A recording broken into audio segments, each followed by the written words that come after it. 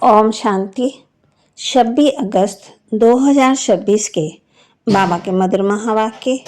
बाबा कहते, मीठे बच्चे, तुम गारंटी करते हो कि हम अपने ही योग बल से इस भारत को स्वर्ग बनाएंगे। वहाँ एक धर्म, एक राज्य होगा। तुम गारंटी करते हो कि हम अपने ही योग बल से इस भारत को स्वर्ग बनाएंगे। वहाँ एक धर्म, एक राज्य होगा। प्रश्न, माया के किस विघ्न से सेफ रहने वाले बहुत अच्छी कमाल कर सकते हैं? माया के किस विघ्न से सेफ रहने वाले बहुत अच्छी कमाल कर सकते हैं? उत्तर, माया का सबसे बड़ा विघ्न है देह अभिमान में लाकर एक दो के नाम रूप में फंसाना। जो बच्चे इस विघ्न से सेफ रहते हैं, माया के धोखे से बचे रहते हैं, वे बहुत कमाल कर दिखाते हैं। उनकी बुद्धि में सर्विस के नए नए ख्याल चलते रहते हैं। सर्विस में उन्नति तब होगी जब देही अभिमानी होंगे। ओम शांति।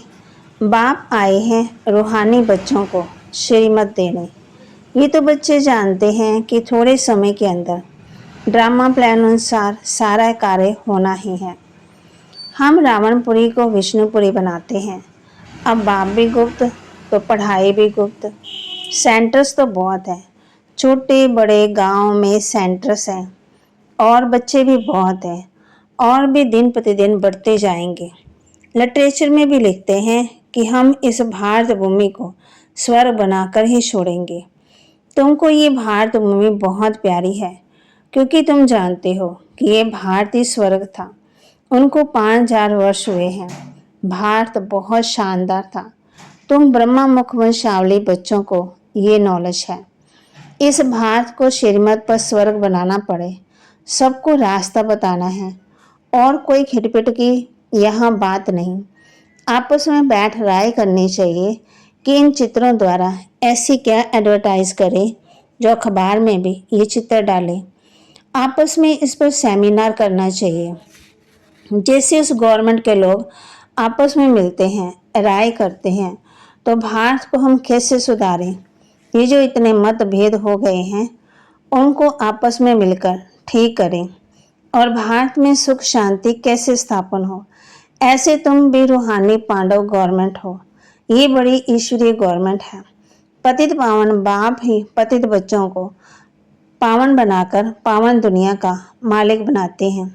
ये राज तुम बच्चे जानते हो। मुख्य है ही भारत का आदि सनातन देवी देवता धर्म।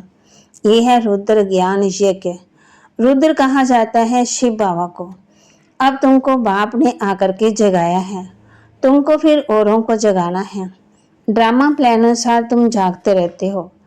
अब तक जिसने जैसा जैसा पुरुषार्थ किया, उतना ही कल्प पहले भी किया था। तुम्हारी रूहानी युद्ध है। कभी माया का जोर हो जाता है, कभी ईश्वर का। कभी कभी तो सर्विस अच्छी तेजी से चलती है, कभी कई बच्चों में माया के विघ्न पड़ जाते हैं। माया एकदम बेहोश कर देती है। लड़ाई का मैदान तो है ना, माया राम की संतान को बेहोश कर देती। लव कुश की कहानी है ना, राम के 2 बच्चे दिखाए हैं। यहाँ तो शिव बाबा के ढेर बच्चे हैं। इस समय सब मनुष्य कुंभकर्ण की नींद में सोए हुए हैं। वह ये भी नहीं जानते कि परम पिता परमात्मा आया हुआ है बच्चों को वर्षा देने। बाप भारत में ही आते हैं, ये तो बात बिल्कुल ही भूल गए हैं। भारतवासी स्वर्ग के मालिक थे, इसमें कोई शक नहीं। परम पिता परमात्मा का जन्म भी यहाँ होता है। तब तो शिव जयंती भारत में मनाते हैं, तो जरूर उसने कुछ आकर किया होगा। बुद्धि कहती है कि जरूर बाप ने आकर स्वर्ग की स्थापना की होगी। प्रेरणा से थोड़ी स्थापना करेंगे। तुम बच्चों को राजयोग सिखाया जाता है, याद की यात्रा सिखाई जाती है। प्रेरणा की तो कोई बात, आवाज ही नहीं होता। प्रेरणा में कोई आवाज नहीं होता। समझते हैं शंकर प्रेरणा से भी नाश करता है, परंतु इसमें प्रेरणा की बात ही नहीं है। तुम समझ गए हो कि ड्रामा में उनों का पार्ट ही है मिसाइल्स बनाना। वे विनाश अर्थ निमित्त बने हुए हैं। प्रेरणा शास्त्रों का अक्षर है, इसमें प्रेरणा की तो बात ही नहीं है। ड्रामानुसार विनाश तो होना ही है। गाया भी वह है, महाभारत लड़ाई में ये मुसल आदि काम में आए थे। जो पास्ट हो गया वह फिर रिपीट होना है।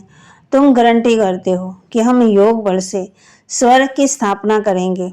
वहाँ एक धर्म होगा तो दूसरे सब धर्म कहाँ होंगे? जरूर विनाश हो जाएंगे। ये समझने की बात है। गाया भी वह है, ब्रह्मा द्वारा स्थापना, विष्णु द्वारा पालना। तो ठीक है, लेकिन शंकर को तो शिव के साथ मिला दिया है, ये रोंग है। शिव शंकर कह देते हैं क्योंकि शंकर तो कोई काम नहीं करते तो शिव से मिला दिया। परंतु शिव बाबा कहते हैं मुझे तो बहुत काम करना पड़ता, सबको पावन बनाना पड़ता। मैं इस ब्रह्मा तन में प्रवेश कर इस साकार द्वारा स्थापना का कार्य करता हूँ।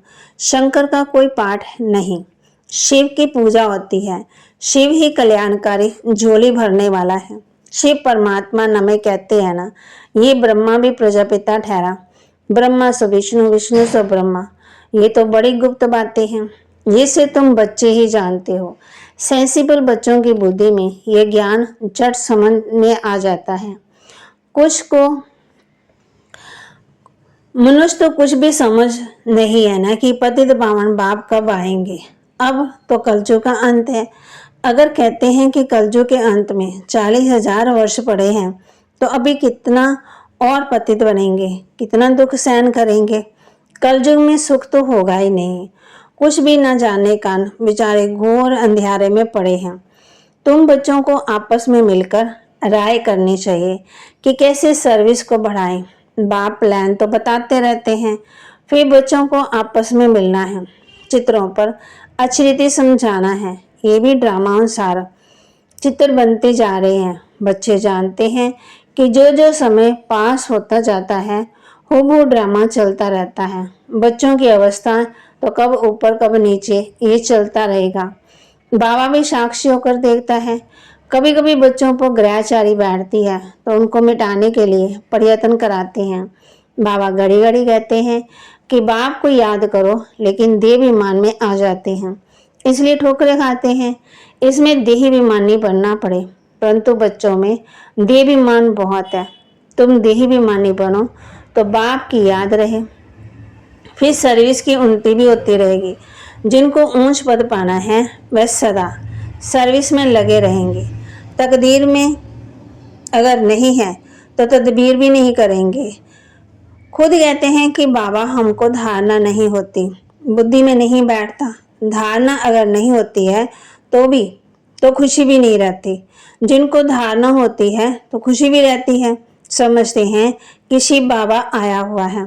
बाप कहते हैं बच्चे तुम अच्छी रीति समझ कर फिर औरों को समझाओ।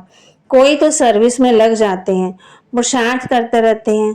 तुम बच्चे जानते हो कि जो सेकंड सेकंड चलता वह ड्रामा में नोंद है, फिर ऐसे ही रिपीट होगा। बच्चों को ही समझाया जाता है। बाहर भाषण करते समय तो अनेक प्रकार के मनुष्य आते हैं। तुम बच्चे जानते हो कि सभी वेद शास्त्र गीता आदि पर ही भाषण करते हैं। उनको ये पता थोड़ी है कि यहाँ ईश्वर अपना और इस रचना के आदि मध्यांत का रहस्य समझाते हैं। चित्रों में कितना अच्छी रीति दिखाया है कि परमात्मा कौन है। ये बातें प्रोजेक्टर पर तो समझा नहीं सकते, प्रदर्शनी के चित्र भी सामने खड़े हैं और फिर तुम समझाकर कुछ भी पूछ सकते हो कि अब बताओ कि गीता का भगवान कौन है, ज्ञान का सागर कौन है, पवित्रता सुख शांति का सागर लिबरेटर गाइड कौन है। श्री कृष्ण के लिए तो कह नहीं सकते। परमात्मा की महिमा अलग है, पहले लिखाना भी चाहिए बाबा कहते, फिर सबसे सही भी लेनी चाहिए। हॉल में चिड़िया लड़ रही है।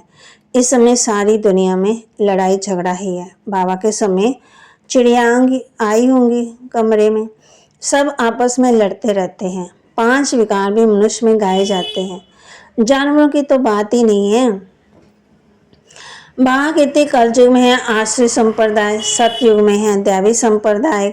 मनुष्य इतने तमो प्रधान बुद्धि हैं जो बिल्कुल भी समझते नहीं हैं कि हम ही आश्रय संप्रदाय हैं। देवताओं के आगे जाकर गाते भी हैं हम ही नीच पापी हैं। हम निर्गुण हारे में कोई गुण नहीं। तुम तो उनको सिद्ध कर बता सकते हो।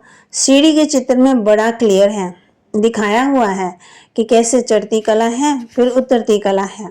भारतवासियों के लिए मुख्य है सीढ़ी का चित्र। ये है सबसे अच्छी चीज। इस चित्र पर बहुत अच्छा समझा सकते हो। 84 जन्म पूरे कर फिर पहला नंबर जन्म लेना है, फिर उतरती कला से चढ़ती कला में जाना पड़े। हर एक का विचार चलना चाहिए कि सबको रास्ता कैसे बताएं। ख्यालात नहीं चलेंगी तो सर्विस कैसे करेंगे। चित्रों पर समझाना बहुत सहज होता है। सतयुग के बाद सीढ़ी उतरनी है। बच्चे जानते हैं कि अब हम ट्रांसफर हो रहे हैं, लेकिन सीधा सतयुग में नहीं जाते। पहले शांति धाम में जाना है। तुम जानते हो हम पाठधारी हैं, बाकी तुम्हारे में भी नंबरवार है जो अपने को पाठधारी समझते हैं। इस ड्रामा के दुनिया में ऐसा कोई नहीं कह सकते कि हम पाठधारी हैं। हम लिखते भी हैं कि हर एक मनुष्य मात्र इस बेहद ड्रामा के एक्टर्स होते हुए भी ड्रामा के मुख्य एक्टर, डायरेक्टर और ड्रामा के आदि मध्य अंत को नहीं जानते हैं। तो वे बेसमझ है। हम लिखने में कोई हर्जा नहीं। बाबा कहते इस लिखने में कोई हर्जा नहीं। एक कान से सुन दूसरे कान से निकाल नहीं देना चाहिए। सर्विस सर्विस और सर्विस। बाबा जानते हैं कि बच्चों पर कभी ग्रहचारी भी बैठती है। जब ग्रहचारी बैठती है तो कितना नुकसान हो जाता वह बाप जानते हैं। शाहू का गरीब बन पड़ते कारण तो होता है ना। बहुतों को बाबा समझाते भी रहते, बच्चे नाम रूप में कभी नहीं फंसना, नहीं तो माया ऐसी है जो नाक से पकड़ खड्डे में डाल देगी। माया बड़ा धोखा दे देगी। आशिक माशुक यहाँ नहीं बनना। आशिक माशुक कोई विकार के लिए नहीं बनते, विकार के लिए बनते। दूसरे सिर्फ रूप पर फिदा होते। तुम जानते हो सेंटर्स पे भी ऐसे माया के विघ्न बहुत पड़ते। एक दो के नाम रूप में फंस जाते। माया ऐसी प्रबल है जो माता माता के रूप में, कन्या कन्या के रूप में, नाम रूप में फंस पड़ती है। पुरुषार्थ करते हुए भी माया एकदम पकड़ लेती। इसलिए बाबा सावधानी देते कि बच्चे माया बहुत फंसाने की कोशिश करेगी। शुरू शुरू की बात है ना, जब बाबा के सामने कितने बच्चे थे। लेकिन तुमको फंसना नहीं है, देह बीमार में नहीं आना है। अपने को आत्मा समझ बाप को याद करना है। माया के धोखे से बचते रहना है। तुम बच्चों को बाप गुल गुल माना फूल बनाने आए हैं। तुम्हें किसी बात में संशय नहीं आना चाहिए। अगर दिल में संशय आया तो सर्वे अच्छी तरह नहीं कर सकेंगे, अंदर जुटका खाते रहेंगे। हिम्मत रखनी चाहिए, टाइम बहुत थोड़ा है। बाबा की मुरली सुनेंगे तो उत्साह में आएंगे। आत्म प्रकाश बच्चा ठीक रहती चित्रों तरफ अटेंशन दे रहा है। बम्बे वालों का भी दिमाग में आना चाहिए। मुख्य चित्र तो पहले बनाना पड़े ना, जांच करनी चाहिए। बाबा डायरेक्शन देते रहते हैं कि कैसे चित्रों में उन्नति होनी चाहिए। ऐसी कोई युक्ति रचो। तो बाबा कहते ऐसी कोई युक्ति रचो जो सीढ़ी का चित्र इतना बड़ा हो, बड़े बड़े अक्षरों में हो, बड़े बड़े उसमें पोस्टर हो, बड़ी बड़ी लिखत में हो। ये चित्र देखकर सब खुश होंगे, आखिर समझेंगे कि इनको मत देने वाला कौन है। तो बच्चों को बहुत नशा चढ़ना चाहिए सर्विस का। अच्छा, मीठे मीठे सिक्के लदे बच्चों प्रति माता पिता बाप दादा का याद प्यार और गुड मॉर्निंग। रूहानी बाप की रूहानी बच्चों को नमस्ते। रूहानी बच्चों की रूहानी बाप दादा को दिलवा जान सिकवा प्रेम से नमस्ते। धारणा के लिए मुख्य सार। तुम बच्चे लड़ाई के मैदान में हो। माया रावण से तुम्हारी युद्ध है। माया बहुत विघ्न डालती है। बच्चों को बहुत बहुत सावधान रहना है। हर एक को अपनी उन्नति के लिए विचार करना है। चित्रों पर कैसे समझाएं, सर्विस को कैसे बढ़ाएं, चित्रों में ऐसा क्या डालें जो मनुष्य सहज ही समझ जाए। वरदान। देवाभिमान के त्याग द्वारा श्रेष्ठ भाग्य बनाने वाले सर्व सिद्धि स्वरूप भव। देवाभिमान के त्याग द्वारा श्रेष्ठ भाग्य बनाने वाले सर्व सिद्धि स्वरूप भव। देवाभिमान का त्याग करने अर्थात देहाभिमानी बनने से बाप के सर संबंध का, सर्व शक्तियों का अनुभव होता है। ये अनुभव ही संगम युग का सर्वश्रेष्ठ भाग्य है। विधाता द्वारा मिली हुई इस विधि को अपनाने से वृद्धि भी होगी और सर्व सिद्धियां भी प्राप्त होंगी। देहधारी के संबंध व स्नेह में तो अपना ताज तख्त और अपना असली स्वरूप सब छोड़ दिया, तो क्या बाप के स्नेह में देवाभिमान का त्याग नहीं कर सकते? इसी एक त्याग से सर्व भाग्य प्राप्त हो जाएंगे। स्लोगन: क्रोध मुक्त बनना है तो स्वार्थ के बजाय निस्वार्थ बनो, इच्छाओं के रूप का परिवर्तन करो। क्रोध मुक्त बनना है तो स्वार्थ के बजाय निस्वार्थ बनो, इच्छाओं के रूप का परिवर्तन करो। अव्यक्त इशारे: अपवित्रता के बीज को समाप्त कर संपूर्ण स्वच्छ पवित्र बनो। बाप के साथ आप सबने भी पान का बीड़ा उठाया है कि पवित्रता द्वारा हम प्रकृति को भी पावन करेंगे। तो ये संकल्प पूरा करने के लिए बाप दादा चाहते हैं कि विश्व का हर एक बच्चा पहले लगाव मुक्त बने, चाहे साधनों से चाहे व्यक्ति से।